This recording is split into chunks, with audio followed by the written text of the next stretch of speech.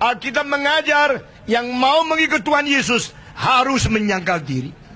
Yang mau mengikut Yesus Kristus harus pikul salib. Yang mau menerima Yesus Kristus kadang-kadang dianiaya. Sudah lebih 900 gereja di Indonesia yang dibakar oleh orang-orang yang tidak bertanggung jawab, oleh orang-orang yang tidak menghormati Pancasila, oleh orang-orang yang namanya beragama tapi hatinya melawan Tuhan. Saudara-saudara, dan saya belum dengar berapa orang yang membakar gereja sudah dibawa ke pengadilan. Saya belum dengar hukum dilaksanakan di Indonesia dengan ketat. Tetapi saya berkata kepada saudara, kebangkitan Kristus telah mengalami hal yang sama. Pada waktu Yesus disalibkan di atas kayu salib, dengar baik-baik apa yang terjadi. 6 hal yang menakutkan yang terjadi. Agama merosot. Kedua, politik merosot. Ketiga, hukum merosot. Dan keempat, militer merosot. Kelima, masyarakat merosot.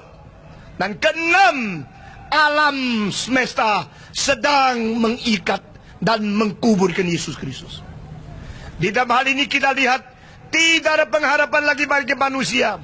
Kalau politik sudah bermain-main, kalau hukum dipermain-mainkan, kalau itu hukum dipermainkan, politik dipermainkan, agama juga dipermainkan, militer bermain-main, semua bermain-main.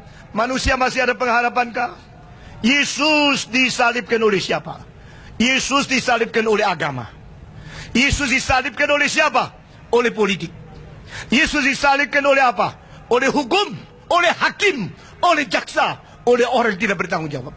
Yesus disalibkan oleh siapa? Disalibkan oleh militer. Yesus disalibkan oleh siapa?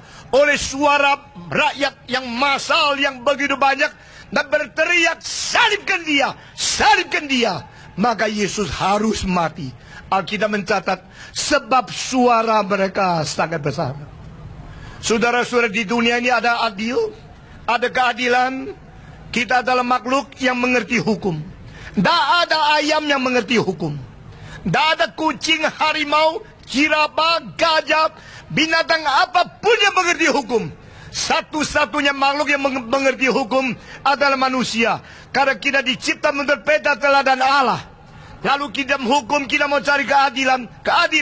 Tetapi tempat yang paling tidak adil adalah pengadilan. Di mana kelihatan uang, matanya sudah melotot, tidak lagi melihat kebenaran. Saudara-saudara, mahasiswa yang sekolah hukum, jikalau hatimu tidak takut kepada Tuhan, makin belajar hukum, makin engkau menjadi alat setan. Karena manusia bukan mau hukum.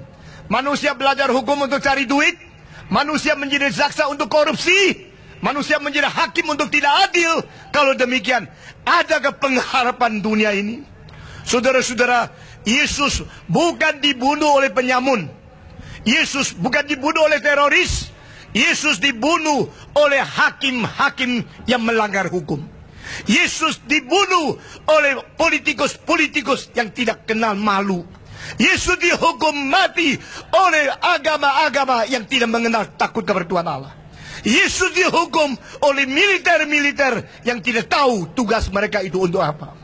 Saudara-saudara, massal yang berteriak dengan suara keras mau menang sendiri. Akibatnya anak Allah dibunuh, dipaku di atas kayu salib.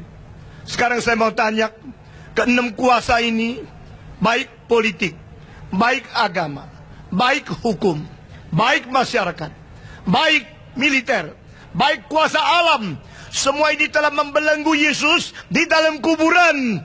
Lalu Yesus mati, selesai. Kalau demikian, saya menjadi manusia tidak ada arti apa-apa. Yesus Kristus kalau tidak bangkit, umat manusia tidak ada pengharapan.